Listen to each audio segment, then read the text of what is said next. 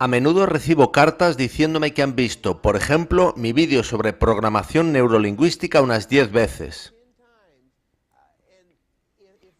Si tuvieron que hacer eso para absorber todo ese material, ¿cuánto más tendrán que ver estos vídeos una y otra vez para poder asimilar todo lo que estás exponiendo?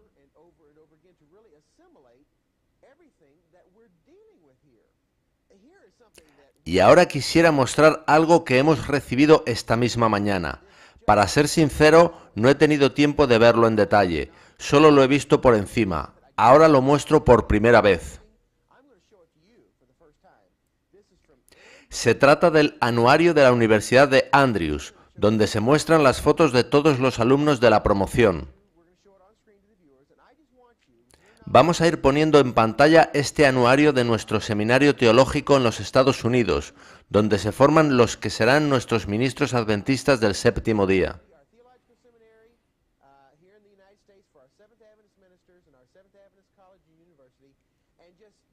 Nos gustaría tener tus impresiones según vayas pasando las páginas del anuario, especialmente a la luz del plan que nos has expuesto del papado para traer a todas las iglesias, y particularmente a la Iglesia Adventista del Séptimo Día, al redil de Roma.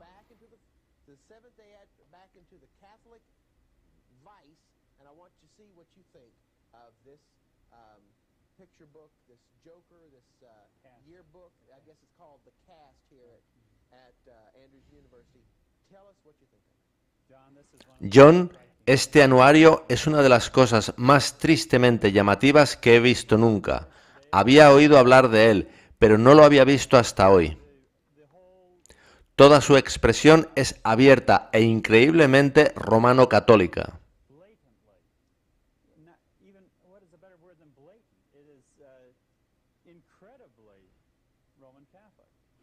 Ya aquí en su portada encontramos los dos dedos en esa posición en que suele usarlos el Papa y que Ellen White condenó taxativamente. También tenemos esta imagen, aparentemente de la Virgen María, con ese halo con el que es habitualmente representada. Después vienen las páginas con las fotos de los alumnos y después una figura medieval con otro halo en la cabeza.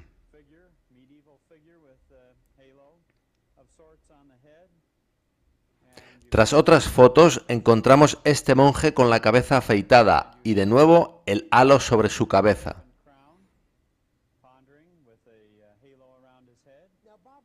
Bob, ¿qué llevaría a la Universidad de Andrews a publicar esta abominación?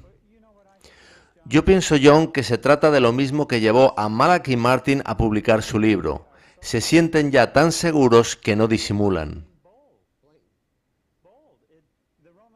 El plan católico romano para controlar este planeta dejó ya de ser secreto. Es absolutamente abierto. Está disponible, como sucedía con el Mein Kampf de Hitler. La siguiente es probablemente la fotografía más alarmante y ofensiva del anuario. Fijaos en ese Cristo apenas vestido y siendo bautizado por aspersión en vez de por inmersión. Eso es absolutamente católico. El bautismo mediante aspersión es pagano, aunque pretendió cristianizarse. Y eso encaja perfectamente con la unión pretendida por el documento Bautismo, Eucaristía y Ministerio. Y en esta aparece de nuevo la señal papal de los dos dedos. Sí, y aparece junto a un lema extraído de Lucas 15:6. Gozaos conmigo porque he encontrado mi oveja.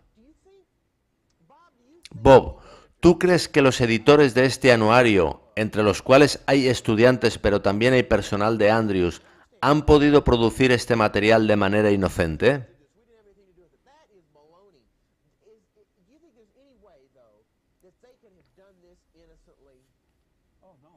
Claro que no. Es algo planificado. Todo el material gráfico del anuario es del mismo tipo. Aquí nos encontramos con una representación católica de la Cena del Señor, con los halos sobre las cabezas.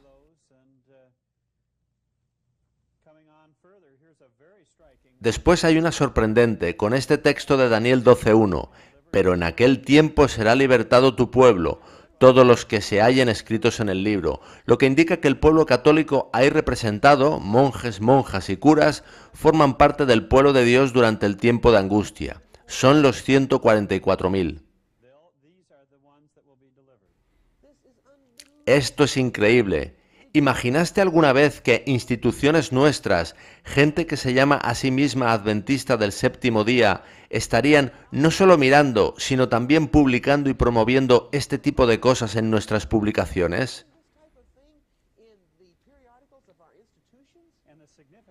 Y la significancia de Andrews es enorme, porque ahí se están formando pastores, administradores y profesores de nuestra organización a nivel mundial. Aquí vemos otra imagen de mujeres con las vestiduras típicas de las monjas. Y en la contraportada encontramos posiblemente la más significativa. Junto al texto "He aquí el hombre", aparece una imagen de Cristo con, en una mano, el signo papal de los 2 dedos y en la otra una bola de cristal que representa la unión del espiritismo y del papado.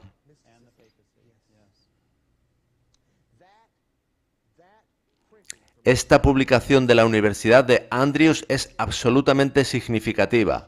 Muestra que todo lo que hemos estado hablando hasta ahora en esta entrevista impregna al liderazgo adventista del séptimo día, a nuestras instituciones e incluso al seminario teológico que forma a nuestros ministros.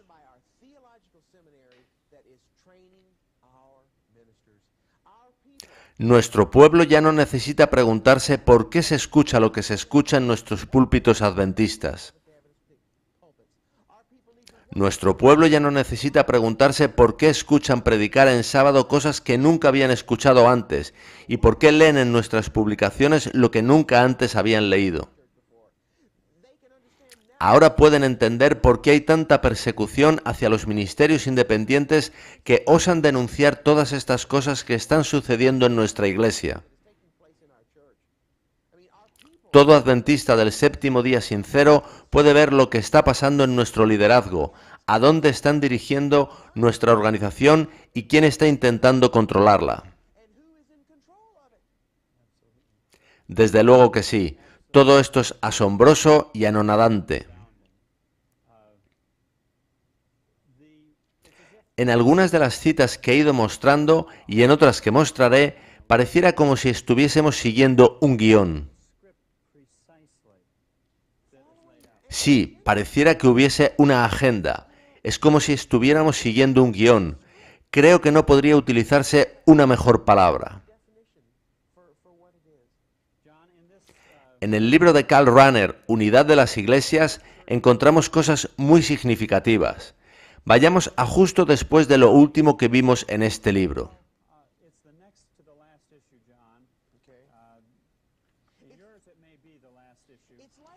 Es como si los jesuitas hubieran planificado todo esto y nosotros estuviésemos siguiendo su guión. Bueno, yo creo que cuando comprendemos lo que los jesuitas están diciendo y lo comparamos con lo que está sucediendo, esto ha de llevarnos a reflexionar muy profundamente. Por ejemplo, en la página 8 del libro Unidad de las Iglesias, de Karl Rahner, aparecen una serie de tesis. Están dispuestas cronológicamente por meses. Vayamos a octubre de 1991.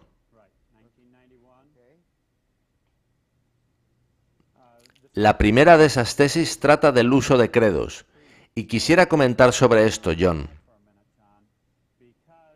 Y quisiera hacerlo comentando sobre nuestra respuesta al documento Bautismo, Eucaristía y Ministerio. Nosotros firmamos aquel llamamiento a la unidad de las iglesias y enviamos nuestra respuesta oficial, que se encuentra en este libro, Las iglesias responden a Bautismo, Eucaristía y Ministerio, volumen 2. ¿Y la Iglesia Adventista del Séptimo Día está en ese documento oficial? ¿Quién fue nuestro representante que firmó aquello? Entiendo que fue nuestro representante en la Comisión Fe y Orden, el Dr. Dederen. Él da clase en nuestro seminario teológico en Andrews desde hace décadas. John, Yo supe que habíamos respondido por medio de este libro, Bautismo, Eucaristía y Ministerio, 1982 a 1990, informe sobre el proceso y las respuestas. Se trata de un proceso de convergencia. Todas las iglesias están respondiendo y discutiendo con qué están de acuerdo y con qué no acerca de cada punto de la fe. Sin embargo, cuando se pregunta sobre esto, se miente a nuestro pueblo, se asegura que nada de esto está sucediendo.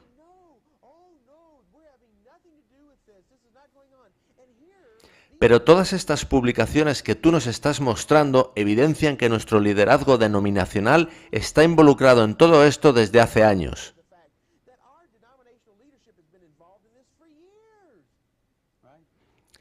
Por décadas, diría yo. Y todo está aconteciendo entre bastidores. Mi primera gran sorpresa fue que nosotros presentásemos una respuesta.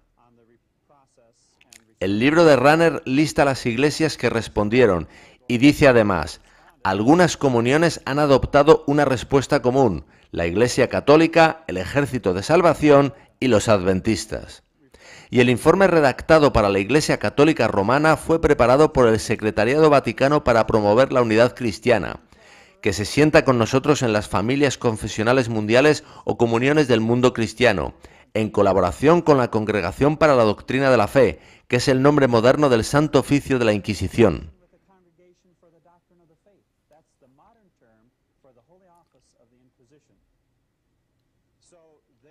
Ellos respondieron y nosotros respondimos. Así que yo quería desesperadamente obtener nuestra respuesta para examinarla y comprobar qué dijimos.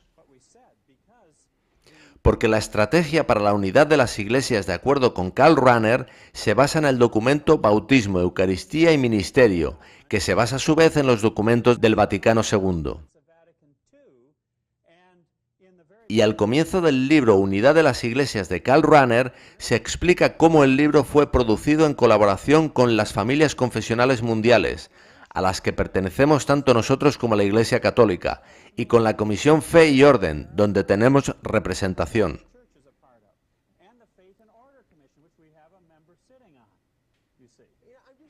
Estoy abrumado escuchándote todo esto que nos cuentas.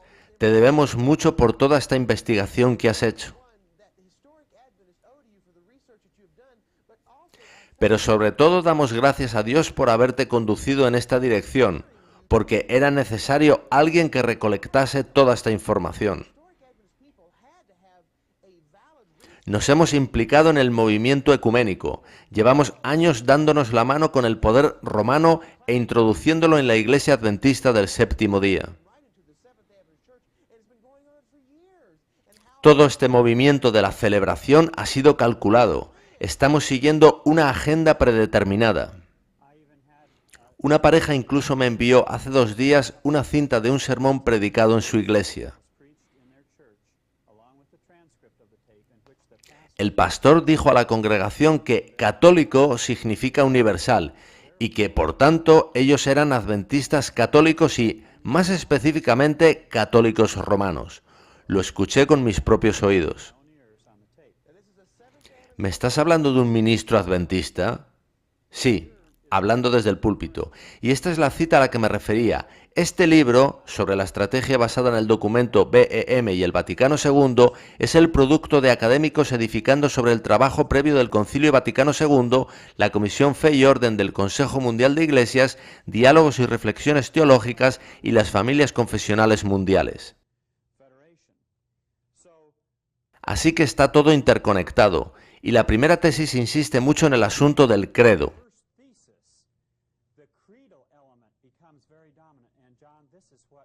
¿Qué quieres decir con credo? ¿Acaso está relacionado con el credo católico? Permíteme leer la tesis. Dice así: las verdades fundamentales del cristianismo, tal como están expresadas en las Santas Escrituras, en el credo de los apóstoles y en el de Nicea y Constantinopla, son vinculantes para todas las iglesias asociadas de la única iglesia futura. Lo que los jesuitas quieren hacer es obviar la reforma del siglo XV y volver a la situación anterior a ella. Es muy claro que Rahner y los jesuitas ven en la reforma protestante como una rebelión que tuvo lugar, pero que ahora las iglesias dejan a un lado esa rebelión, toman conciencia ecuménica y vuelven a la Iglesia Madre.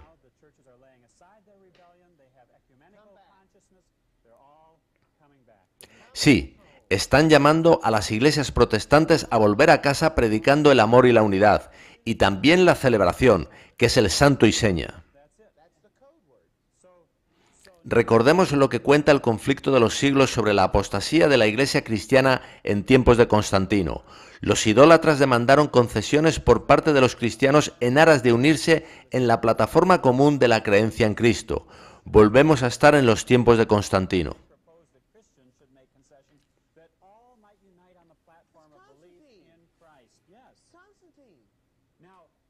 Ahora, una parte muy importante de la primera tesis planteada en el libro es lo que comenta Heinrich Fries, y es que la Iglesia única será posible solo si hay una comunidad de fe. Y yo me topaba con esto una y otra vez en el seminario. Los escritos jesuitas ponen todo el énfasis en la comunidad de fe. Solo la comunidad de fe puede hacer teología. La comunidad de fe antecede al individuo y se apropia de él. Le dan la vuelta al sacerdocio de los creyentes de la Reforma protestante. La Iglesia toma preeminencia sobre el individuo.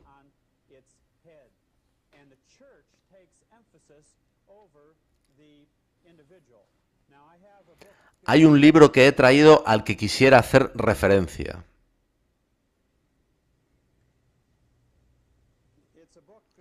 Es un libro escrito por un jesuita de Notre Dame. Aquí está.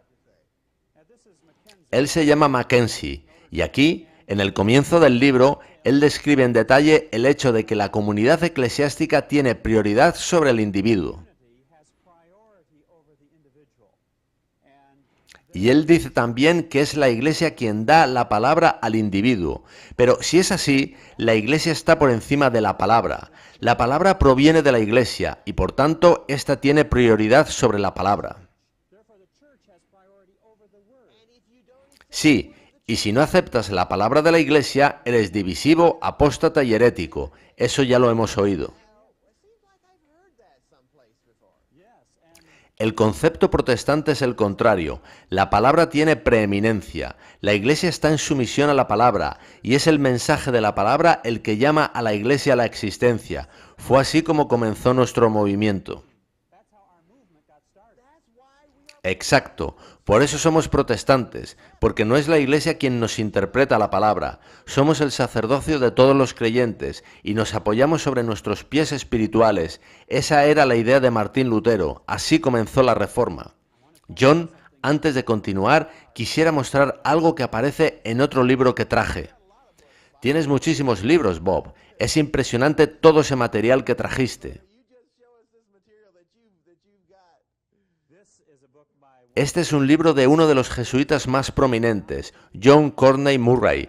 El título es Sostenemos estas verdades, reflexiones católicas sobre la propuesta americana. Es un hombre muy inteligente. ¿Conoces un jesuita que no lo sea? Son la gente más brillante que hay. En este libro, John Courtney Murray ataca el fundamento de la filosofía sobre la que reposa nuestra Constitución. Y ataca a John Locke, que fue quien propuso el concepto de la ley natural, sobre el cual descansa nuestra idea de los derechos humanos inalienables. Él dice que eso es egoísmo y que lo que necesitamos es la ley natural católica romana. Él establece una marcada distinción entre la ley natural de John Locke y la ley natural católica romana. Eso es lo que Clarence Thomas no para de contar. Una y otra vez lo repite. ¿Cuál es la ley natural de la que habla Clarence Thomas?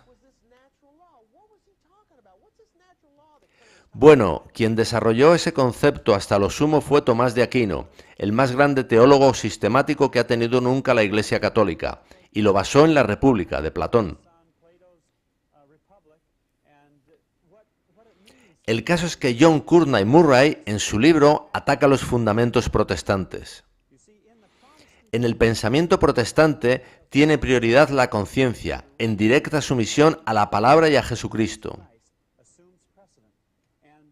El sacerdocio de todos los creyentes fue tan poderoso en la experiencia de los reformadores y del movimiento puritano que el gobierno y la Iglesia tuvo que amoldarse a él.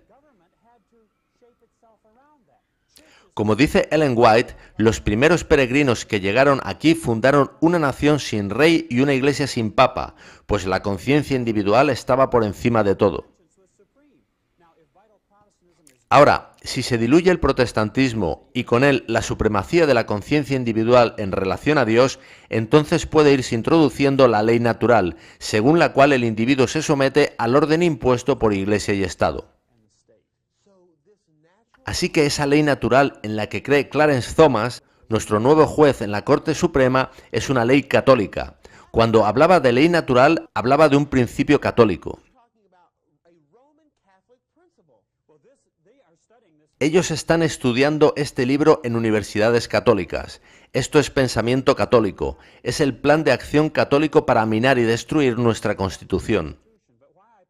Este ataque jesuita sobre la primacía de la conciencia individual es tan extenso y de tan amplio alcance que está alcanzando a todo aspecto de nuestra sociedad, así como de nuestra Iglesia.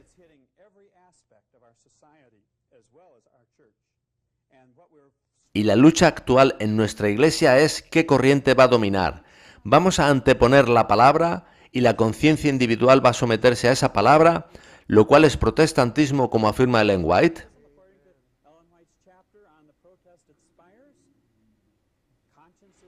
¿La conciencia está por encima de la Iglesia o la conciencia habrá de someterse a la estructura eclesiástica y también a la estructura estatal?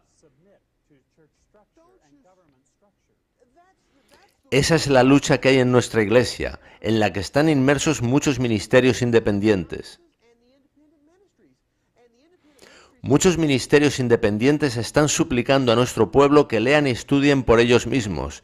Ese es el concepto protestante. Pero la conferencia dice, confiad en nosotros, la Iglesia es la conferencia y la conferencia es la Iglesia, confiad en nosotros. Lo que necesitéis saber aparecerá en el folleto de la Unión o en la revista adventista.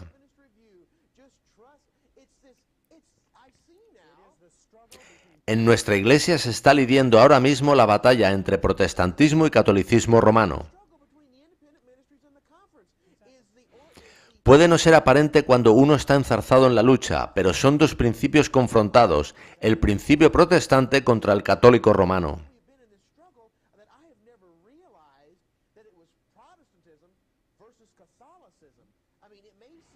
Para ti quizás sea muy obvio, pero honestamente yo no había tomado conciencia hasta ahora de que aquí hay una lucha entre protestantismo y catolicismo.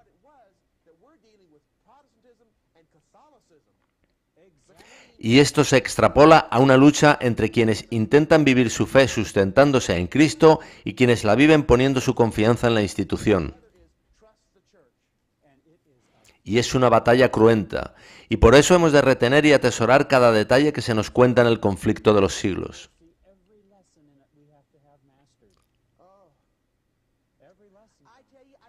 Amo ese libro, amo cómo describe el triunfo del amor de Dios en la gran controversia. Lo leo una y otra vez. Cuando termino, vuelvo a comenzar. Ojalá nuestro pueblo lo leyera y estudiara. Podrían entender lo que está sucediendo, esta batalla entre catolicismo y protestantismo.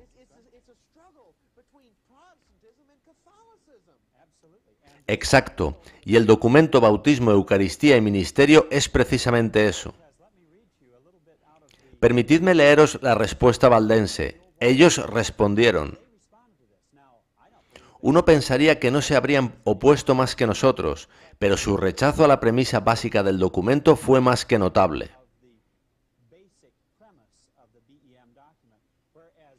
Porque la realidad es que los materiales generados a partir de la Comisión Fe y Orden nos muestran como una de las iglesias que, junto con la católico romana, mostraron más aceptación por el documento Bautismo, Eucaristía y Ministerio.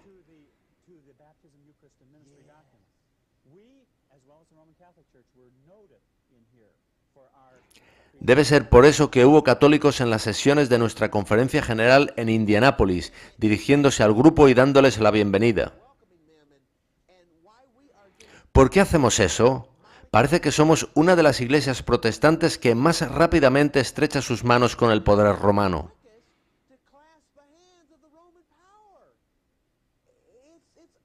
Es increíble. Sin embargo, el fiel pueblo adventista que ha estado toda su vida en la iglesia continúa reclamando una fe ciega en la institución. ¿Leíste recientemente ese artículo en el Review con un barco en la portada? Ese barco supuestamente representaba a la Iglesia triunfando sobre las dificultades, pero presentaba también textos de Ellen White que habían sido retorcidos para salvaguardar todo lo que hace la institución.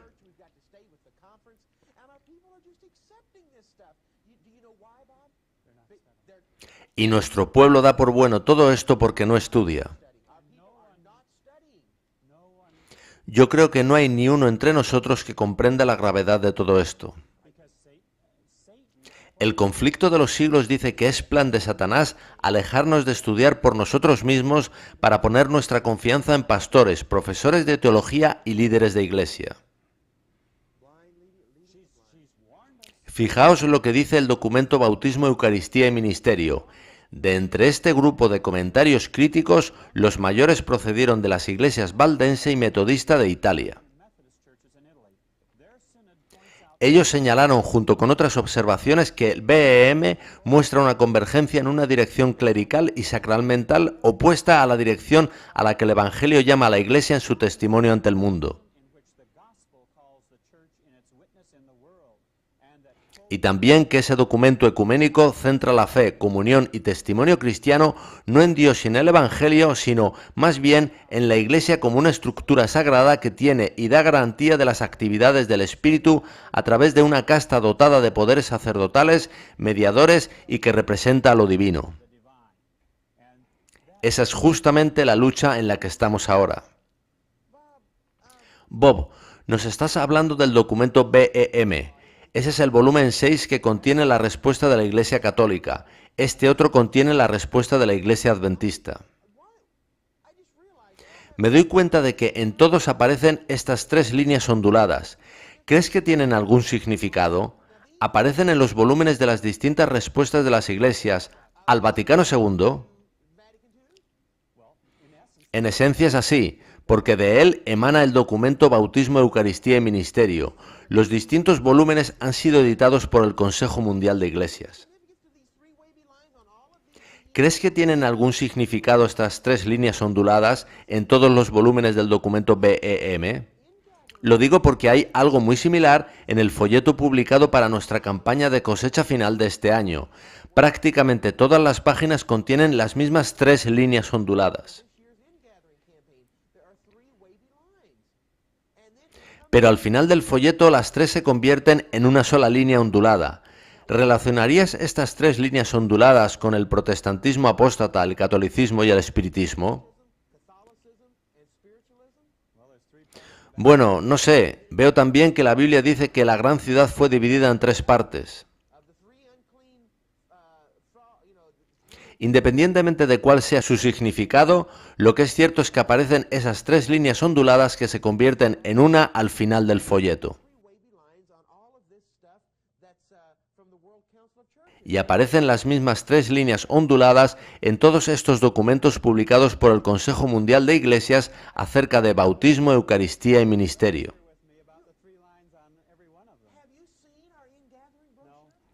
¿Tú no habías visto nuestro folleto para la campaña de cosecha final de este año?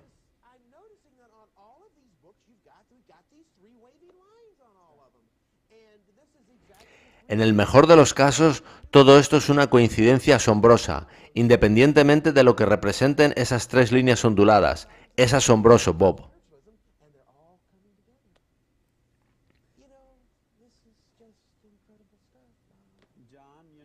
Bueno, el caso es que cuando repasé la respuesta de la Iglesia Adventista del séptimo día, yo subrayé e hice anotaciones donde se hacía referencia a nuestras creencias fundamentales.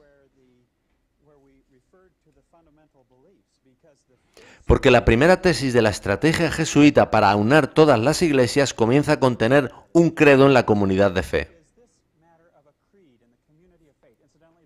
Y a propósito, recientemente hubo un editorial en la Review que apoyaba enérgicamente esta idea y se oponía a la idea de que alguien pueda desarrollar teología de manera aislada, tal como hicieron, por ejemplo, Noé, Moisés o Elías. El caso es que en nuestra respuesta al documento BEM, una y otra vez se hace alusión a nuestras creencias fundamentales, sin una sola alusión a la Biblia o al espíritu de profecía. ¿Quiere eso decir, Bob, que hemos adoptado un credo? De facto lo hemos adoptado, absolutamente. Puede verse en los editoriales del Review y se ha convertido en nuestro documento de fe. Y es significativo, John, que los jesuitas quieren iglesias regidas por un credo, porque el credo puede cambiarse y evolucionar hacia el credo común que se pretende. Pues nuestras creencias fundamentales y nuestro manual de iglesia también van cambiando y evolucionando.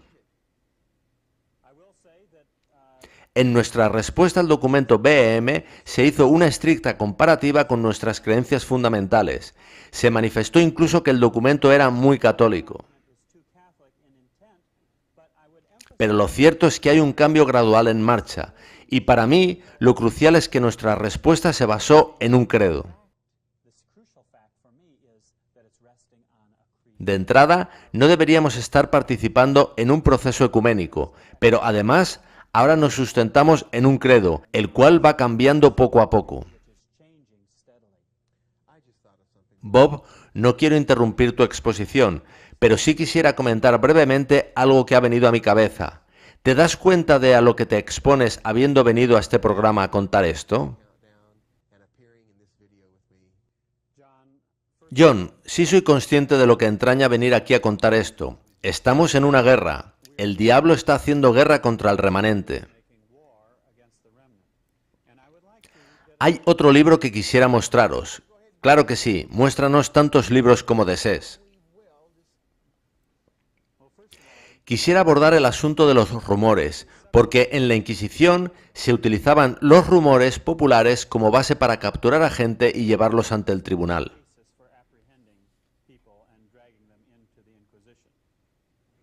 El rumor y la propaganda fueron usados contra Martín Lutero.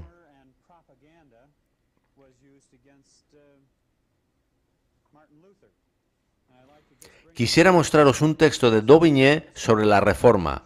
James y Ellen White lo leían muchas tardes de sábado.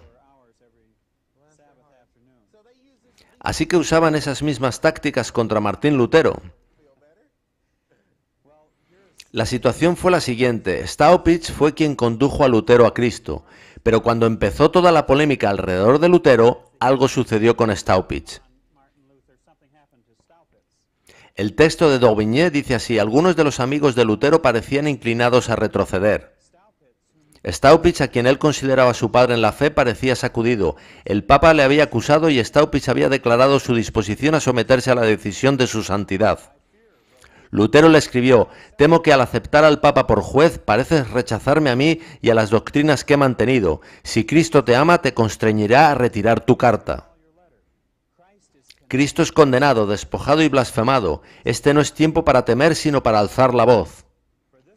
Por esto, en tanto que tú me exhortas a ser humilde, yo te exhorto a ser orgulloso, pues tú tienes demasiada humildad y yo tengo demasiado orgullo. El mundo puede llamarme orgulloso, codicioso, adúltero, asesino, antipapa, uno que es culpable de todo crimen. ¿Qué más da si no soy culpable de haber malvadamente guardado silencio en el momento en el que nuestro Señor dijo con lamento: miré a mi derecha, observé, pero no había quien me conociese? La palabra de Jesucristo es una palabra no de paz sino de espada. Si no sigues a Jesucristo, caminaré solo, avanzaré solo y solo llevaré el peso. Así que Lutero mostró que él estaba en una batalla, en la que usaban la propaganda y los rumores contra él para destruirlo. Daubigné habla reiteradamente de ello, es una vieja táctica. Es increíble que este hombre, que cambió la relación de Martín Lutero con el Señor y le estableció en la fe, se volviera después contra él diciendo que había llegado demasiado lejos y le acusara de tantas cosas. Staupitz tornó a Roma.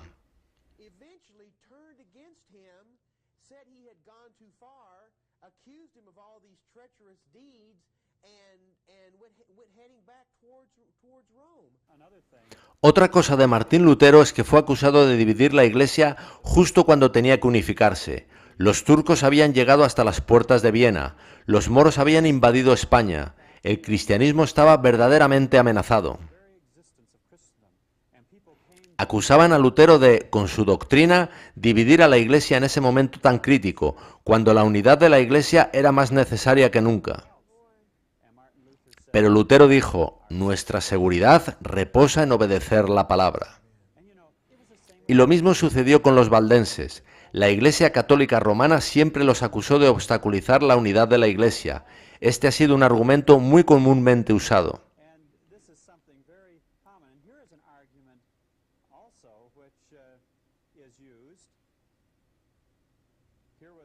Daubigné nos cuenta también de cómo, en un momento dado, trataron de ganarse a Lutero mediante un acercamiento muy amable que no trataba sino aplastar la reforma mediante una aparente amabilidad inicial. Lo leeré. Mi querido Martin, dijo el chambelán del Papa en un tono adulador, yo pensé que eras un veterano teólogo que sentado frente a la chimenea trabajaba en las tinieblas teológicas, pero ahora veo que aún eres un joven en la flor de la vida. ¿Eres consciente, continuó en un tono más serio, de que has alejado a todos del Papa para llevártelos a ti?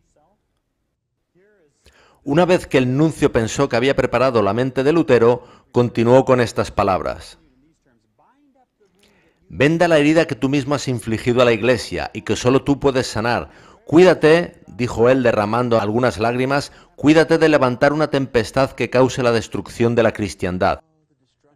Tales llamamientos a la unidad de la Iglesia recuerdan a la declaración de Perth, aunque parece que ahora el liderazgo no está contento con ella, sino que querrían que fuese aún más incisiva, llamando por nombre a aquellos ministerios independientes que osan revelar al pueblo adventista lo que está verdaderamente aconteciendo en la Iglesia.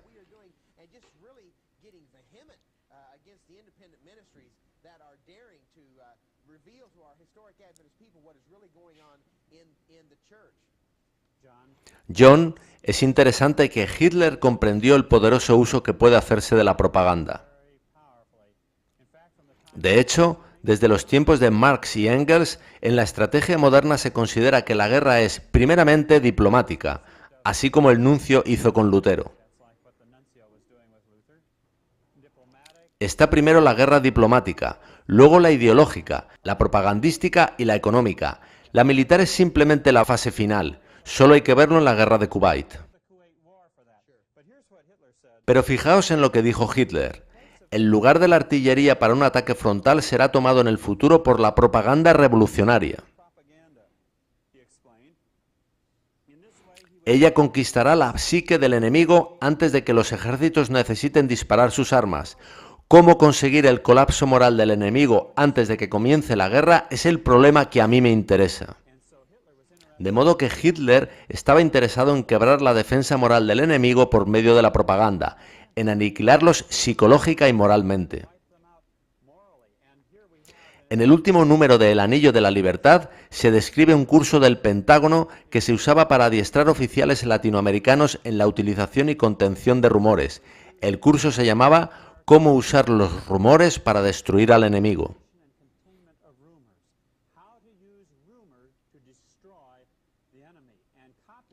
Copias de este y otros cursos impartidos en la Escuela de las Américas en la zona del Canal de Panamá aparecieron también en la revista jesuita Diálogo Social, publicada en la ciudad de Panamá.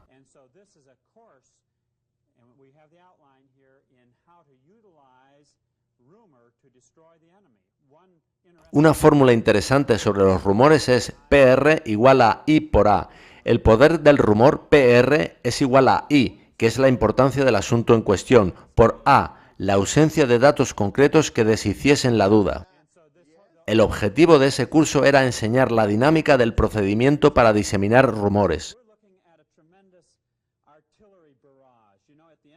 Cuando al final de la Segunda Guerra Mundial los rusos comenzaron su último asalto sobre Alemania, dispusieron un frente con 1000 unidades de artillería una tras otra. De la misma forma, hoy en día estamos ante un tremendo frente de artillería de propaganda, y no se detiene, irá aumentando hasta que el pueblo de Dios sea objeto de execración universal. Como dijo Jesús, hemos de calcular el coste y estimar si estamos preparados. Alabado sea Dios que ha levantado a hombres como tú, Bob, para investigar y revelar al pueblo de Dios lo que está pasando. Cuando nuestro pueblo vea esta investigación que has hecho, solo tendrá dos opciones, o protestantismo o catolicismo. Al final todo se reduce a eso, protestantismo o catolicismo.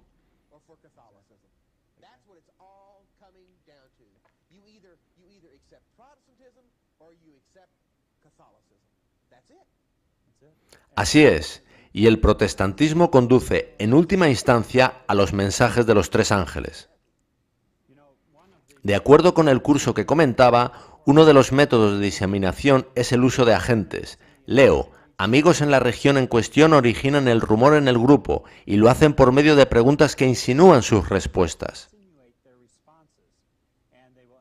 Animan a los simpatizantes a diseminar historias distorsionadas y, en un estado de amigable confianza, ellos extienden el rumor. Esa amigable confianza me hace pensar en la programación neurolingüística, llena de técnicas de manipulación para atraer a la persona a tu redil y arrastrar su mente a tu modo de pensar.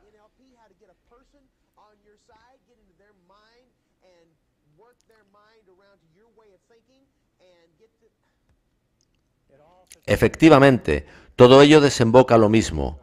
Lo que el diablo está tratando de lograr es noquear y cortar de raíz el reavivamiento de la piedad primitiva. Eso es lo que Satanás intenta. Ese es el propósito del movimiento de la celebración y del movimiento católico carismático, que entraña un falso reavivamiento. Muchas cosas bullen en mi cabeza al hablar de estos temas. Quizás sea algo que ya sabía o intuía, simplemente a lo mejor es la primera vez que lo verbalizo. Me doy cuenta de que el movimiento de la celebración niega completamente los mensajes de los tres ángeles. El movimiento de la celebración ha sido formulado y organizado para contrarrestar la predicación de los mensajes de los tres ángeles. Absolutamente. John, la tesis número 2 de la estrategia jesuita es que en una iglesia asociada no puede rechazarse nada que sea dogma vinculante en otra. ¿Entiendes lo que eso significa? Significa que nada de lo que sostiene la Iglesia Católica Romana podrá ser rechazado por otro grupo en la venidera Iglesia Mundial. No podrá condenarse el guardar el domingo o la Eucaristía. Es parte de la estrategia para la venidera Iglesia Mundial. Hemos de predicar los mensajes de los tres ángeles, pero hay todo un mecanismo montado para que no se prediquen.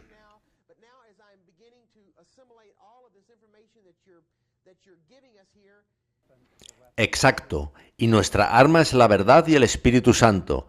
Solo podemos usar las armas del cielo. Si empezamos a usar las armas del enemigo, pasamos a estar en su territorio. Así que es fundamental que tengamos la piedad práctica y el verdadero Espíritu de Cristo.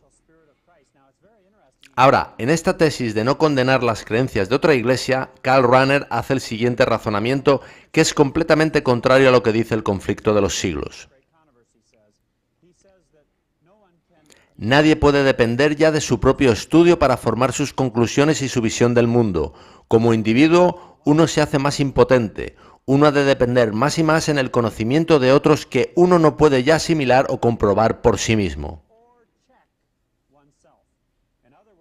En otras palabras, hemos de depender de la autoridad eclesiástica, y él apunta a la Congregación para la Doctrina de la Fe, lo que era el Santo Oficio de la Inquisición, como único cuerpo competente para este cometido. Y a propósito, una de las estrategias expuestas por Karl Rahner en su libro es que, en ese contexto de progresiva unión a Roma, es el liderazgo de cada una de las iglesias el responsable de mantener la disciplina en sus propias filas.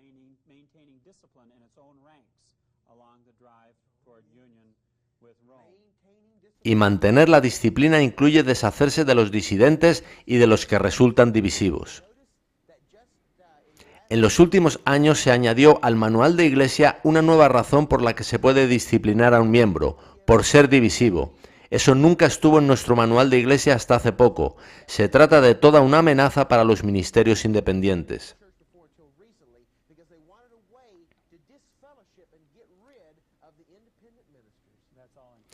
Todo eso emana de la ley canónica. Todo eso es catolicismo romano. La ley canónica es el conjunto de normas y leyes que rigen la Iglesia católica.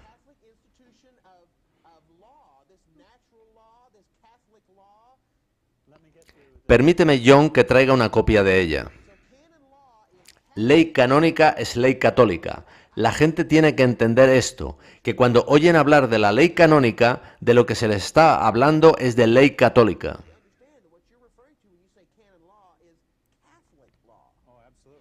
Desde luego que sí. Este código de ley canónica fue promulgado por Juan Pablo II en 1983. Al final de este libro se muestra la secuencia de causas bajo la ley canónica. Porque otro asunto es la diferencia entre la ley canónica católico-romana y la ley común inglesa aplicada en el constitucionalismo americano. Todo el sistema legal que tenemos en Estados Unidos descansa sobre la ley común inglesa, la cual se enfrentó a la ley canónica para proporcionar salvaguardas y garantías para la gente de Inglaterra y, en última instancia, de Estados Unidos. Por ejemplo, bajo la ley canónica, un juez puede decidir arrestarte en mitad de la noche simplemente bajo sospecha, por un rumor. Estás en prisión, pero tu familia no sabe dónde estás. Puedes ser juzgado y condenado a muerte en secreto, sin que nadie lo sepa. Así sucedía en la Edad Media. Ahora, bajo la ley común inglesa, primero, si te apresan a mitad de la noche, tu esposa recibe un habeas corpus, el cual garantiza ante un tribunal la transparencia del procedimiento y de las causas del encarcelamiento.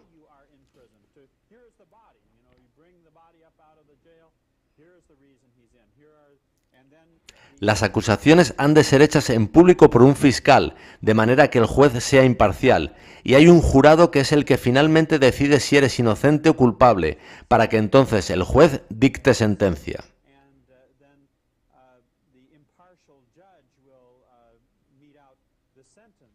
Toda nuestra Declaración de Derechos es una defensa contra la ley canónica católico-romana.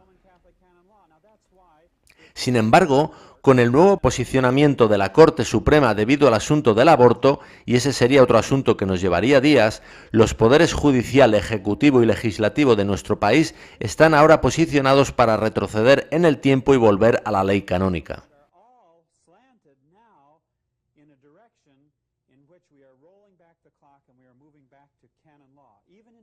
Incluso en decisiones tales como Arizona contra Fulminante, los discordantes poderes judiciales se volvieron, en ese caso, del sistema legal acusatorio para aceptar el sistema inquisitorial, pues fueron aceptadas ante el tribunal confesiones forzadas.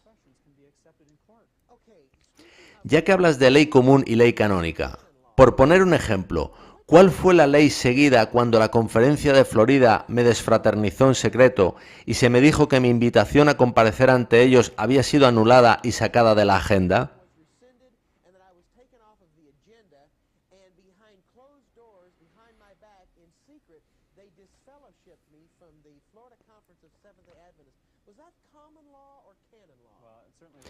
Bueno, con seguridad no fue la ley común.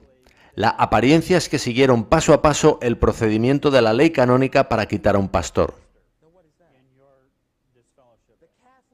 ¿Estás hablando de un procedimiento católico para quitar a un pastor? Explícate, por favor. Bueno, lo trato en el último número de El Anillo de la Libertad.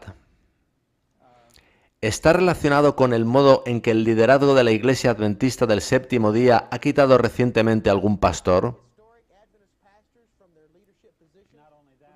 No solo conquistar pastores, sino también laicos de sus funciones en su iglesia local. En tu caso, consciente o inconscientemente, eso solo Dios lo sabe, hay un paralelo paso a paso con el procedimiento de la ley canónica para quitar a un pastor.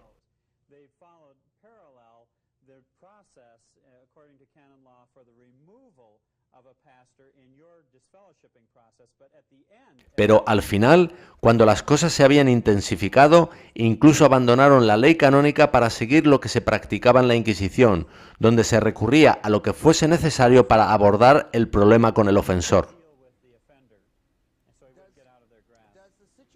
¿Tiene que ver con la ley canónica lo que está sucediendo ahora en Troy, Montana, donde la conferencia de Montana ha informado a la iglesia de Troy de que será desmantelada a menos que me desfraternicen?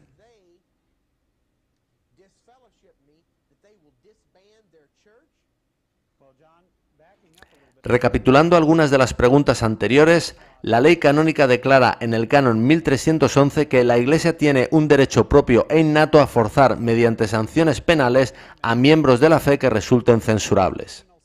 Y el canon 1312 número 2 dice que la ley puede establecer otras sanciones expiatorias que privan a un creyente de algún bien espiritual o temporal, y ello es consistente con el propósito divino de la Iglesia. El canon 1331 número 1 dice que una persona excomulgada tiene prohibido tener ninguna participación ministerial para celebrar el sacrificio de la Eucaristía o cualquier otra ceremonia de adoración pública. También desempeñar todo ministerio o función eclesiástica o cualquier acto de gobernanza. Tampoco puede ostentar ningún oficio de dignidad o función alguna en la Iglesia.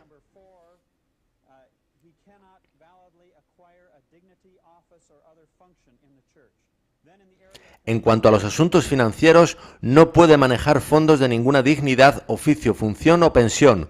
Como puede verse, el asunto de los dineros es muy importante. El canon 1333 número 4 habla también de la suspensión para recaudar estipendios, pensiones o cualquier otro tipo de fondos. Y también hay castigos por violar la unidad.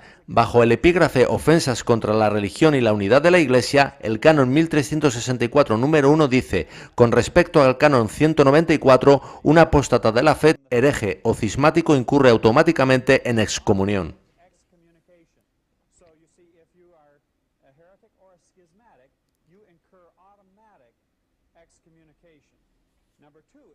El número 2 dice, en caso de insubordinación continuada, en otras palabras, falta de sumisión o escándalo serio, pueden añadirse otras sanciones, incluyendo el despido del cuerpo clerical. El canon 1369 dice, quien use un programa o discurso público, publique escritos o haga uso de cualquier otro medio social de comunicación para blasfemar seriamente, dañar la buena moral, expresarse o suscitar odio contra la religión o contra la Iglesia, ha de ser castigado con una justa sanción. Ahora, es interesante que a los primeros cristianos los llamaban odiadores de la raza humana. Así lo dejó registrado Tácito en sus anales. La razón por la que los quemaban en tiempo de Nerón era que la gente los consideraba odiadores de la raza humana. Así que hacia donde vamos en el fin del tiempo es una situación en que las mentes irregeneradas van a mirar a los fieles como odiadores por no aceptar el amor y la unidad. Después hay una sección sobre castigo por ofensas contra el liderazgo. Su título es Ofensas contra autoridades eclesiásticas y la libertad de la Iglesia. Y el canon 1371 dice así, los siguientes han de ser castigados con una sanción justa. Canon 1373. Quien suscita públicamente la aversión o el odio contra la sede apostólica o lo ordinario a causa de algún acto del oficio o del cargo eclesiástico o induce a desobedecerlos debe ser castigado con veto o con otras penas justas.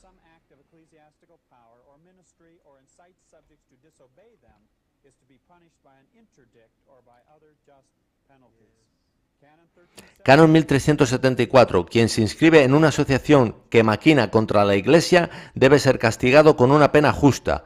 Quien promueve o dirige esa asociación ha de ser castigado con veto.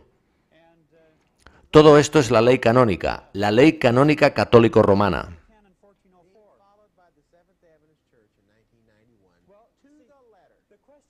La pregunta es ¿dónde dicen todo esto las Escrituras? Si las Escrituras son nuestra norma de actuación, ¿de dónde provienen ciertas actuaciones en nuestra Iglesia sino de la ley canónica? Escucha el canon 1404. La primera sede por nadie puede ser juzgada. Es decir, el Papa por nadie es juzgado. Del procedimiento para la remoción de párrocos, Canon 1740, cuando el ministerio de un párroco resulta perjudicial o al menos ineficaz, éste puede ser removido de su parroquia por el obispo diocesano.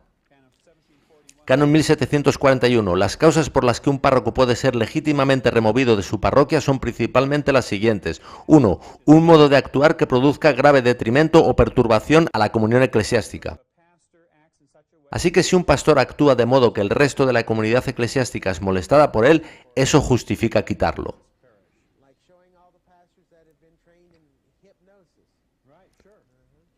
El Canon 1742 requiere que el obispo persuada paternalmente al párroco a renunciar en el plazo de 15 días después de haberle explicado las razones para quitarlo.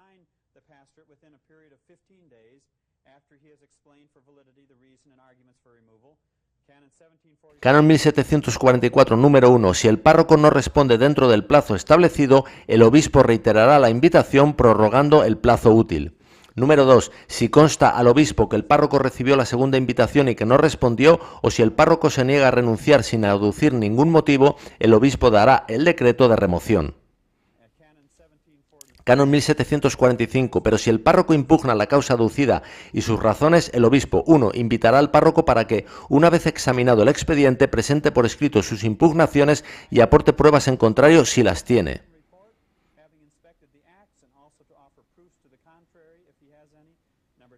2. Estudiará el asunto con los párrocos en comité. 3. Finalmente decidirá si el párroco ha de ser removido o no, y dará enseguida el decreto pertinente. Un decreto así, John, debió ser el que determinó tu remoción.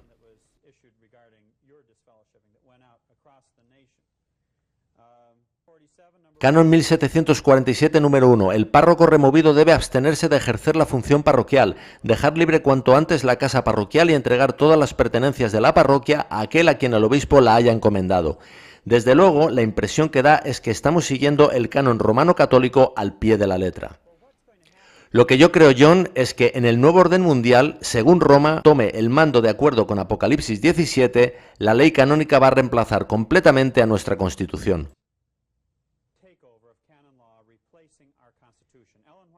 Ellen White dice que todo principio republicano y protestante de nuestra Constitución va a ser repudiado, y hemos visto en la ley canónica que todo aquel que menoscabe al Papa o al pensamiento romano católico será objeto de sanción.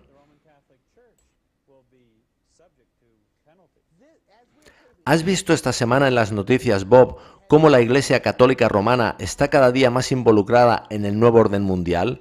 ¿Y cómo todo el mundo mira a Juan Pablo II para que tenga un rol mayor en ese nuevo orden mundial? Los periódicos y los telediarios no paran de hablar de ese nuevo orden mundial y del rol que han de jugar en él la Iglesia Católica y Juan Pablo II. Exacto. Todas las piezas del rompecabezas van encajando. Además, en nuestra Constitución, bajo el artículo 6, número 2, toda ley federal se convierte en ley suprema en el territorio.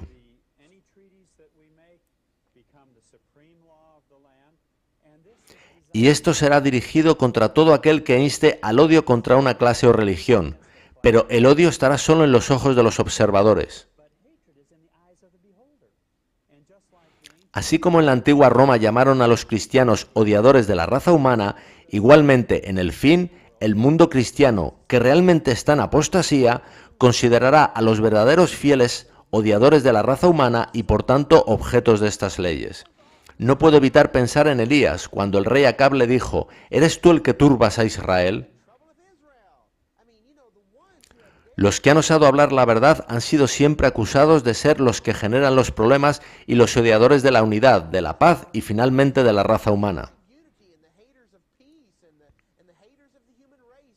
Y siempre les han achacado todos los problemas por haber osado hablar la verdad. Siempre ha sido así.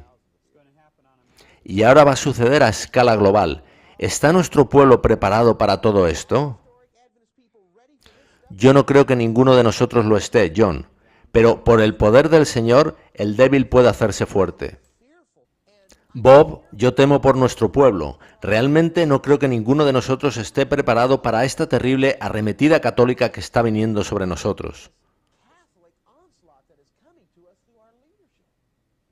Desde luego, Alvin Toffler, el renombrado sociólogo que escribió el libro El cambio del poder, decía que hoy en día nos llega tal cúmulo de información que no podemos lidiar con ella, pero sí podemos mirar a la estrategia que hay por detrás.